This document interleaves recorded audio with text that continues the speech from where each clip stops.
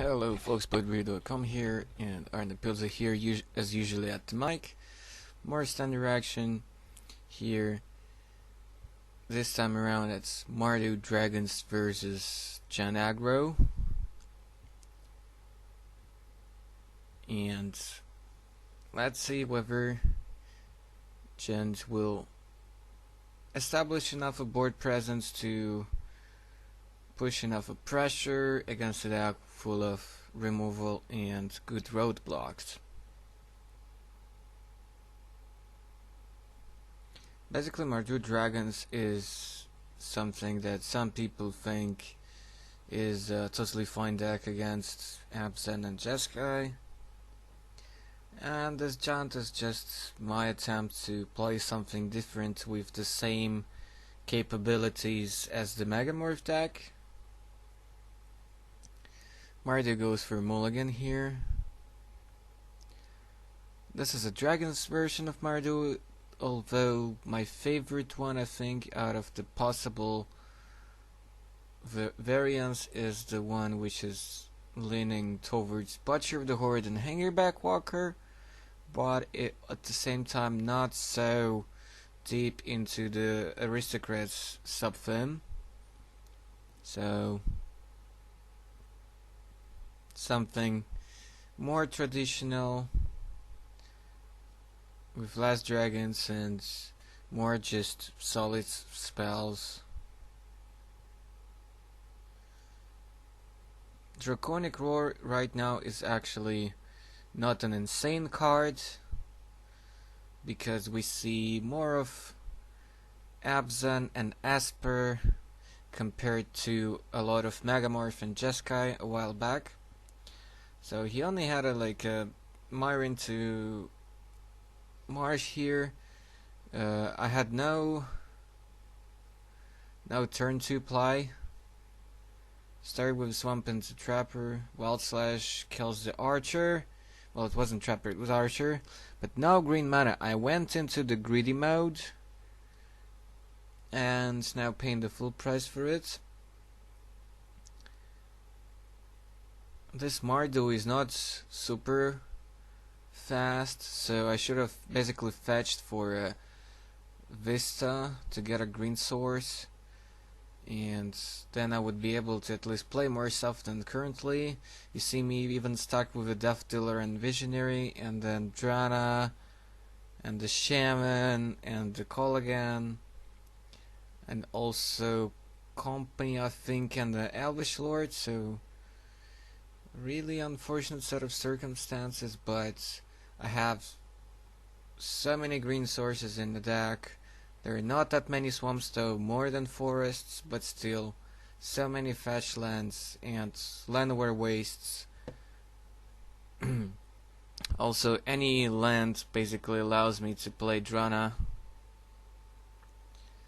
but unfortunately just forced to pass the turn with everything in my hand. So this one ended up to be a bit of an ungame, but it's still important to illustrate the complexity of what to fetch, etc. at what point. Yeah, he had a first actual play in the form of Thunderbreak Regent here. Well, I couldn't do much. So, moving on here.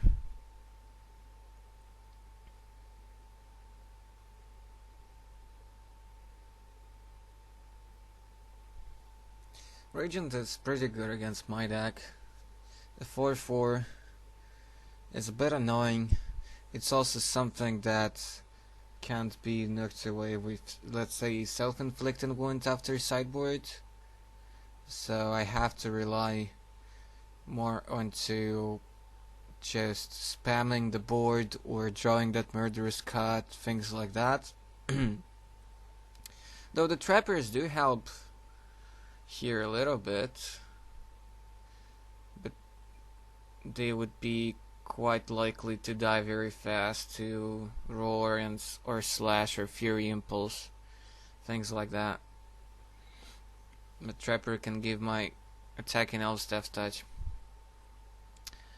So you saw a checklist here, that's Liliana, but I was forced to mulligan that hand. So did he, I think. I think my deck mulligans much better than he is. I have way more early drops than he does. So yeah, as a reminder, I mentioned that in the other videos from the same playtest session. My plan was actually to play Mardu against Esper Demonic Pact deck, but couldn't quite do that.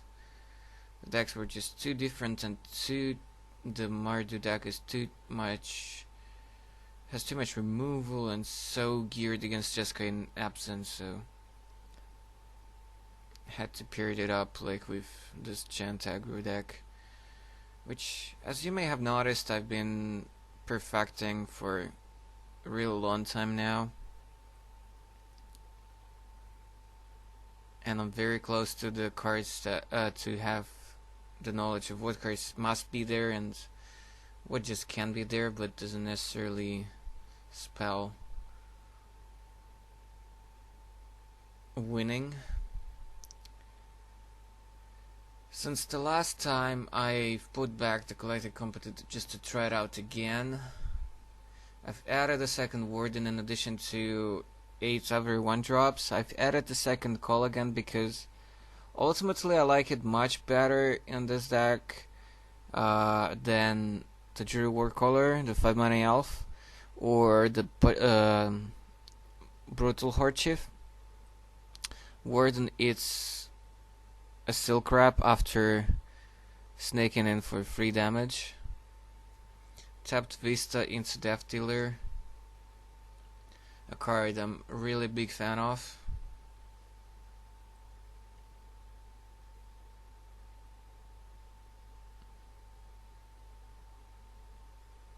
Wild Slash takes it out while I'm tapped out.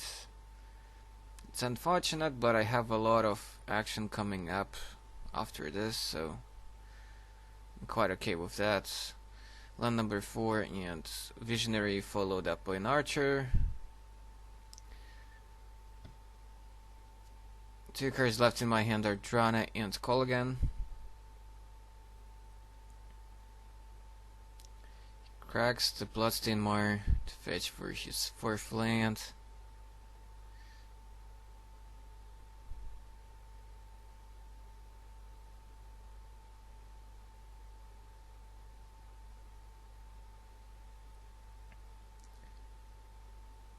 So Thunderbreak coming down, which is a bit annoying. I don't have a Trapper to make any of my guys Death Touch.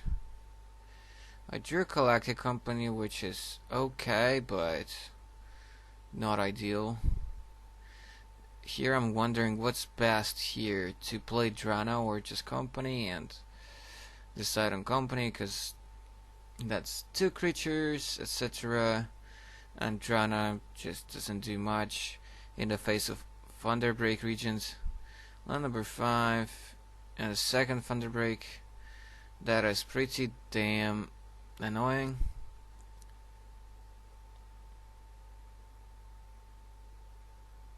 The company at least finds something. It's Allied plus Shaman, so draining for 5 here, putting him at 9. But this pair of Thunderbreaks is kind of annoying. It is kind of annoying. I draw my 5th land and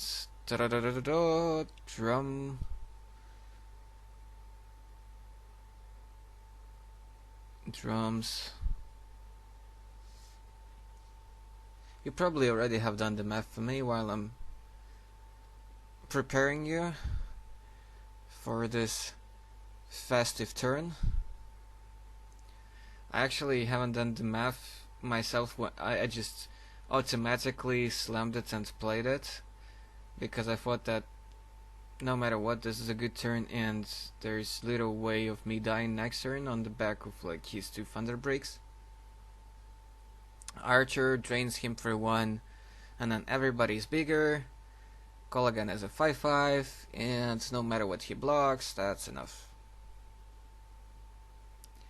So this is how the deck is supposed to work. So this is a showcase of a pretty good draw and showcasing a lot of elements of the deck. On the other hand, I'm still not sure whether I want the Coco in the deck at all. I mean, it's possible to optimize it for it, but then I'm not really able to play so much removal only out of the sideboard. So let's say if I wouldn't have such an explosive draw and those thunder breaks would stick and I wouldn't have great attacks, then they would probably kill me. So if I would have had less dense draw, less lucky with the flip from the Coco, it would be very easy for me to die in this game.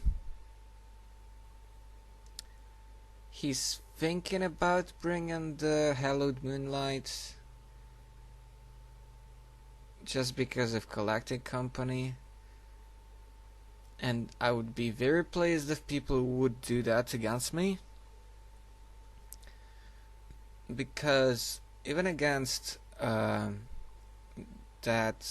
mighty 4-color Rally the Ancestors deck, which has been running well in Brussels, I believe, I probably would take out Company and put in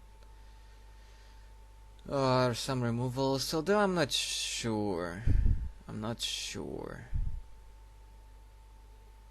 Well, what I mean is that against a deck which might side in Moonlight against me, I would probably take out Companies.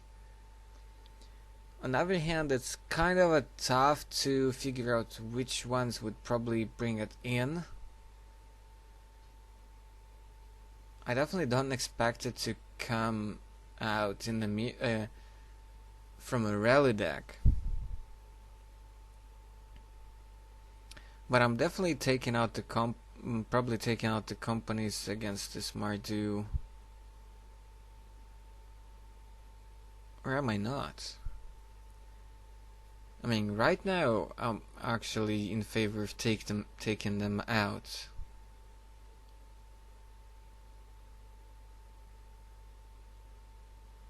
But I guess because I was lucky with the flips, I decided not to.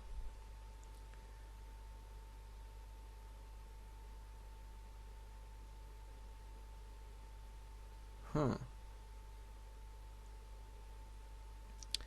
thinking about the Arc Lightnings. Just an extra removal. Something to finish off a Thunder Break. Jury seems good. Murderous Cut, obviously. Only 2 copies here because I needed room for so many things, including 2 copies of Rending Volley because Jeska is a kind of hard matchup. It's a pretty hard matchup. Yeah. I was sometimes able to pull it off on the back of Siege and all the removals. So because his deck is not super fast, decided to slice in 1 copy of Outpost Siege here, and maybe a second one and the Leap. Durius is first seemed attractive, but not so much. Wound doesn't really kill that many creatures from him, but I think I'm gonna change my sideboard in a little bit after this game, as far as I recall. So I took out some Visionaries and some 1-drops and 1 Elvish Lord, because Thunderbreak is a 4/4 and things like that, and I don't really need to block something like Mantis Rider here. So a lot of the pluses of the cards are not really in the picture in this matchup.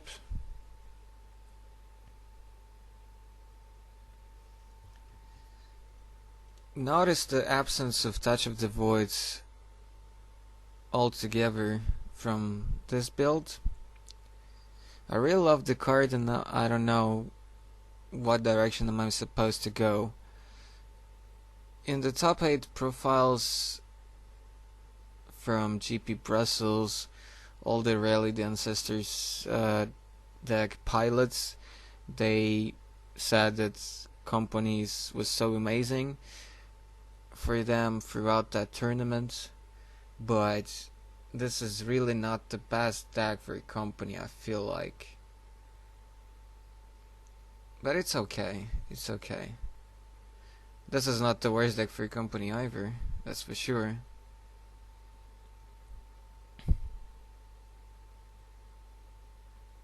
And sometimes I would be really missing Touch of the Void, like to take out this stupid Grandmaster. And actually, just because of Grandmasters providing a lot of buffer space for Mardu, and because the deck also runs this guy Seeker of the Way, I think what I did after this game was to actually add Self-Inflicted Wound. Basically, somehow trying to have enough rats, but also at the same time as much removal as he does for his stuff, but winning the card advantage war on the back of the leap and the siege, something like that. So that was the major plan. The Thunderbreak is still a problem. Only 2 cats taking it out.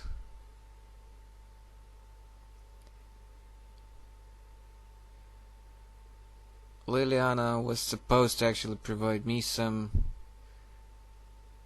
buffer.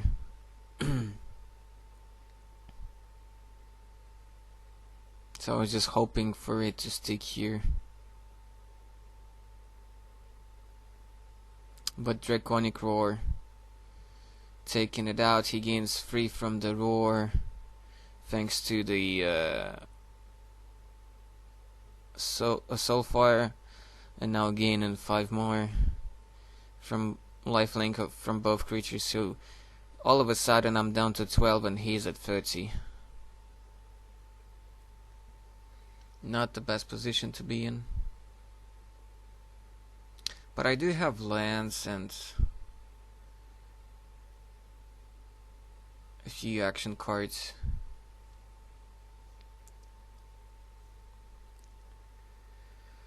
But he's running pretty well here.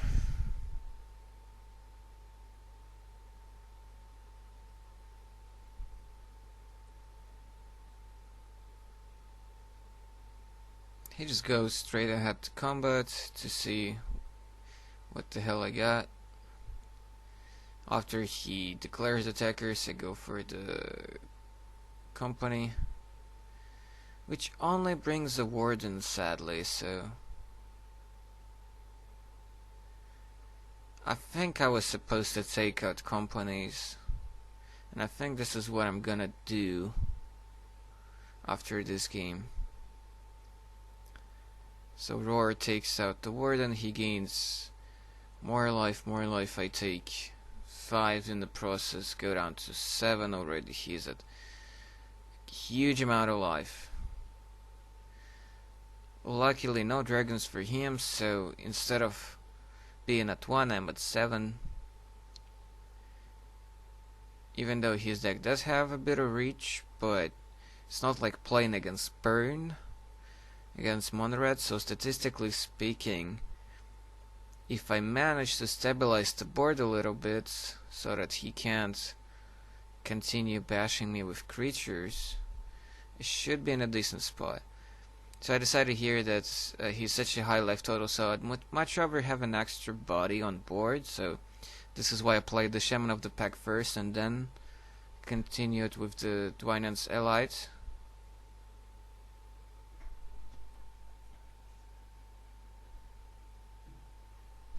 so there is that. Alrighty. So hopefully he doesn't really have much removal left in his hands.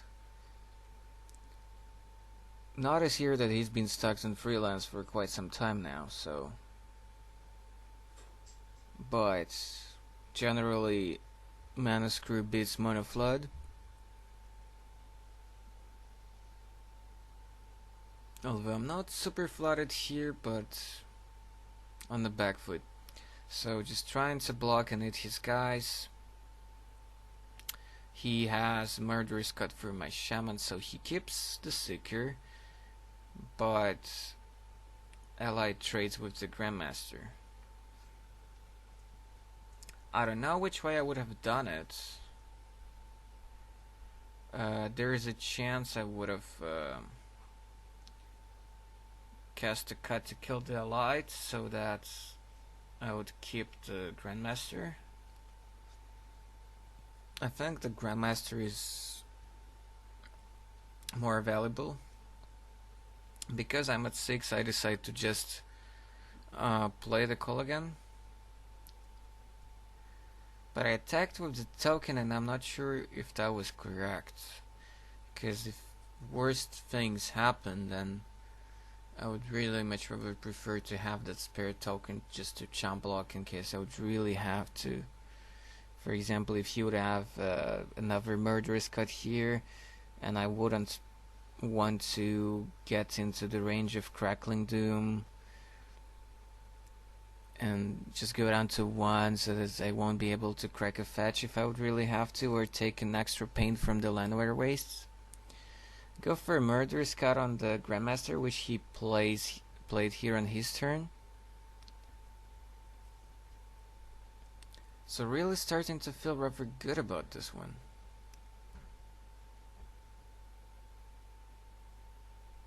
Incidentally, playing an allied before combat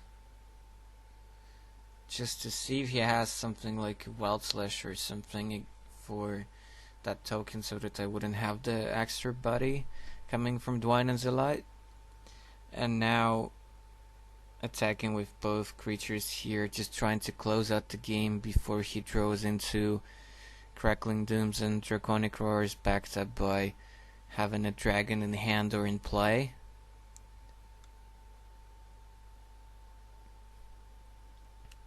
So simply because I didn't get super flooded here, his Mana Screw is really biting him this game. Crackling Doom doesn't do a huge deal here. Puts me down to 4, and then I would just trade with it. With the Seeker, with the 2 owls there. Just cast another Soulfire and that's it.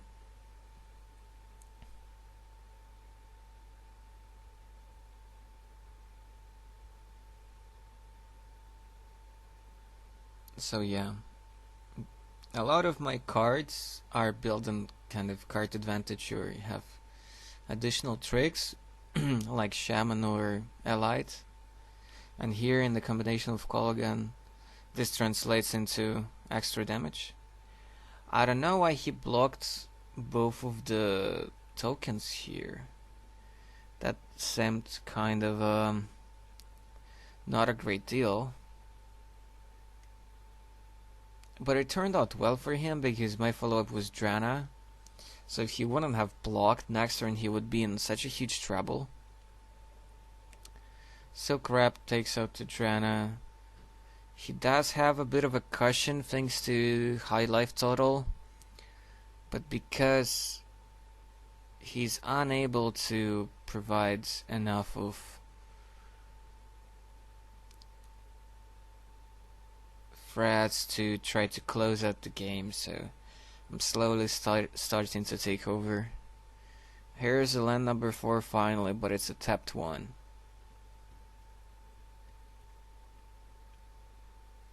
He does have quite a few cards in hand. I cannot quite see what was that there. Goes for wounds. Puts me down to 4. -1. Minus that. My hand is just a Shaman and a Colligan. Well, no reason not to play here, since all I'm trying to do here is just to try to kill him before he draws into enough of action. So I'm at 4. Crackling Doom is a beating. She cannot attack with that land, though. Here's land number 5. He goes down to 13 after the fetch land. I can crack back next turn for 9.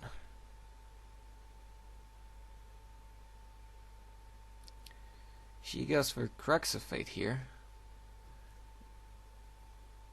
destroying the dragon. It's a rare occasion, but it could happen more often than just in this kind of game. I mean, having Colligan and them having Crux of Fate and then facing a tough decision. Casting the Dwayne here, that made attack with a Shaman 4 points.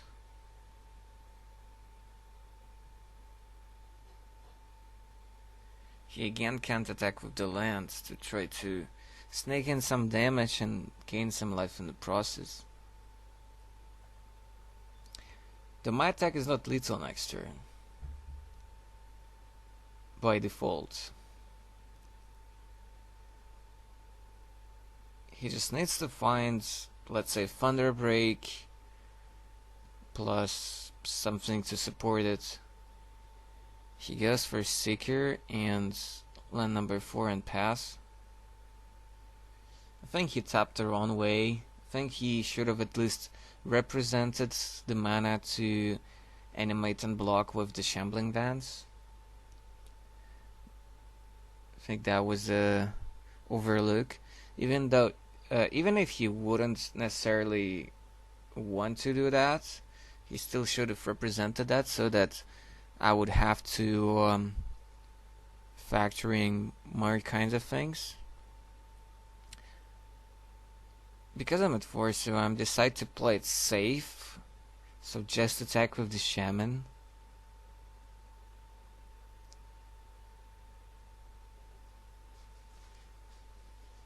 Don't quite remember what was in my hand at this point, and I didn't catch a glimpse of that now. Because unlike a lot of people, I'm not a huge shuffling freak, which is probably a good point. I don't know. For some people it actually works in such a way that they get relaxed or concentrate or focus better. But I don't want to, get myself in a very ticking mood, so a lot of the time I'll just place my hand down. Because most of the time I tend to play decks which actually don't have huge number of cards in hand by the mid game. Another Grandmaster. I think he drew like pretty much all of his 2-drops here.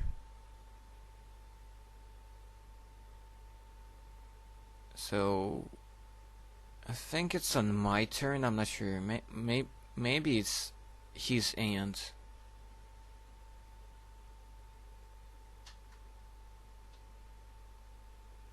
Yeah, it's on my turn. Murderous Cut on the Soulfire, and now I'm thinking, if I attack with both, that's lethal, so he would have to jump one of them. Probably trades actually with the Shaman. I get to gain a life with the Dwayne or whatever the heck the correct pronunciation of that card. I don't speak Elvish.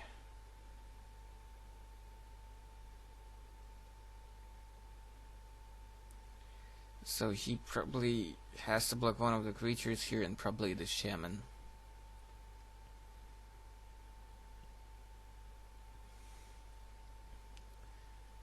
Luckily,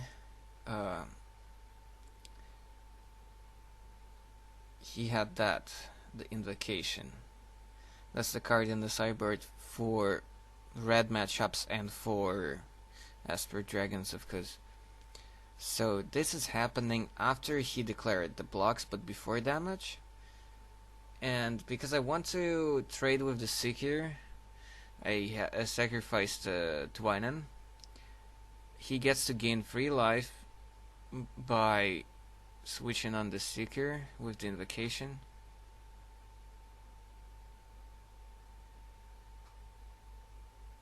Attacking with the Vents, he goes up to 10, I go to 3. And I'm drawing really light here.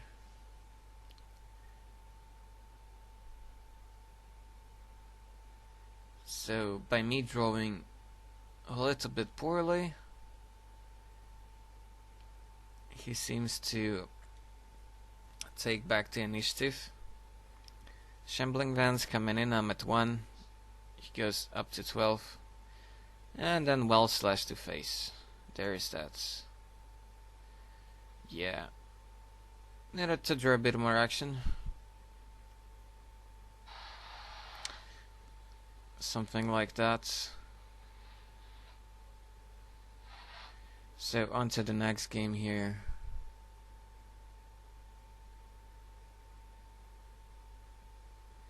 Now I'm really reconsidering my sideboard. Thinking of what I can do to not allow this kind of nonsense to happen.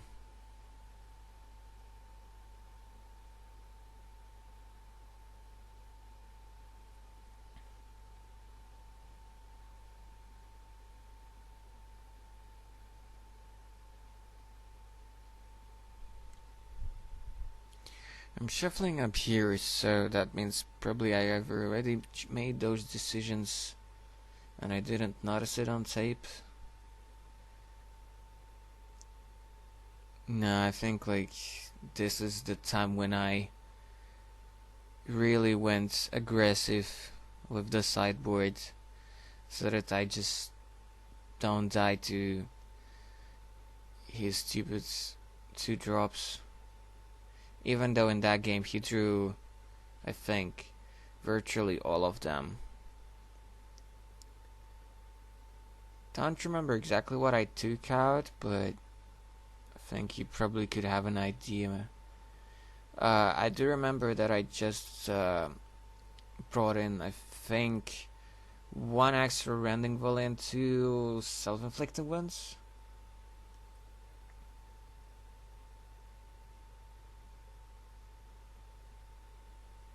Something like that.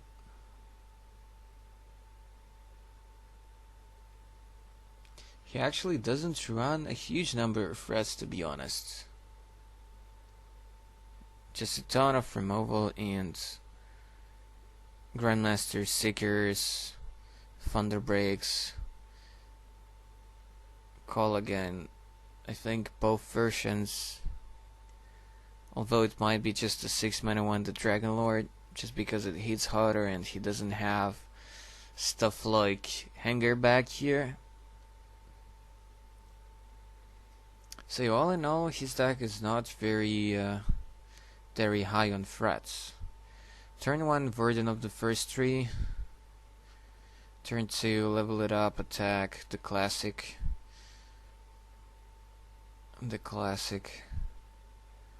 Something that is probably happening all over the world for the past couple of months.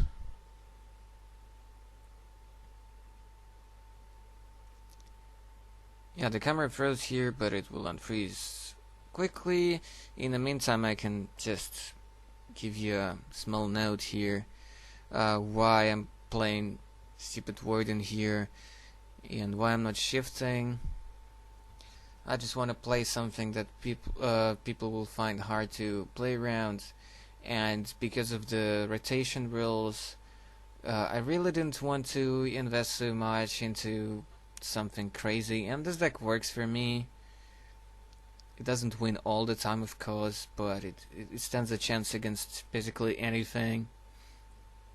At the same time, I wasn't really happy with all-in elves approach, so I mixed it up with stuff like Death Dealer instead of Cutthroat, or another 2-drop elves then put in Warden as an extra 1-drop so that I don't have really slow hands.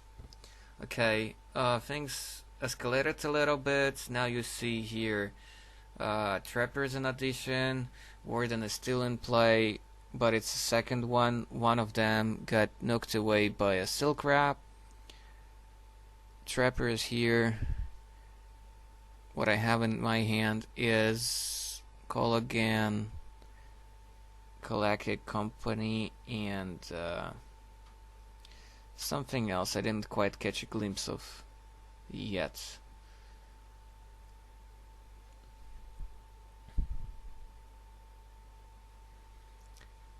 I think it's Murderous Cut. Yeah, it's a Murderous Cut. But I do have already quite a bit of pressure on the board, and he's down to 10, so you can probably imagine what happened here.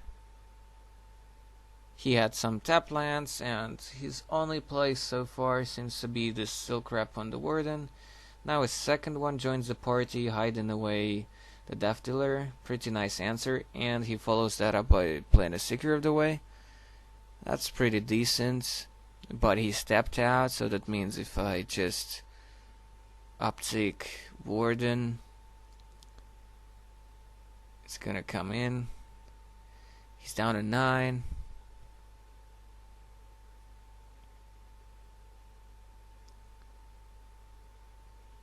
I attack with the Warden. I'm not sure if that... yeah, I think that one is already leveled up. That one is already leveled up. There is a dice on top of it, even though it's not super clear, but you probably noticed it. And normally with Warden it's enough to just notice something on top of the card. Because there is no Absent Charm, no Anafinza in my deck. And I just passed the turn. Yeah, so just ready to fire off this Kalaki Company at the end of his turn.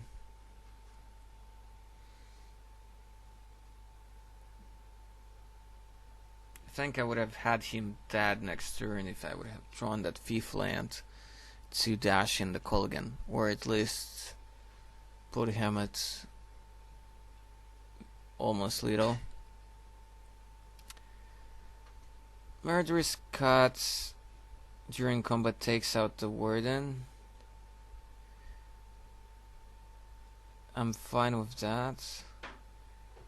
I decide to Murderous Cut the Seeker here instead of just blocking it with some dudes from the company. I'm not sure if that was correct. I just didn't want him to draw extra cards. I would end up probably killing it by blocking it with something after, from the company. But with the Colgan in my hand, I think that was the right decision. He doesn't have any shambling lands, so let's say if one of his lands was the man land, I probably would have just fired off the company so that I can finish off the vents later on with the cuts at instant speed. Coco here nets me a Drana, which is already good, and the Elite, which is gonna bring the friend thanks to Trapper already in play. So that's a bit of pressure. I draw my card and instantly just use it up at sufficient, and then that's land number 5, and that means call again, and that means definite lethal this turn. Even without considering the trigger from Drana. He did have a Moonlight there already, but it's such a crazy card. It's only good against one deck pretty much. Okay guys, thanks for watching. Don't forget to subscribe. I'll see you next time. Goodbye.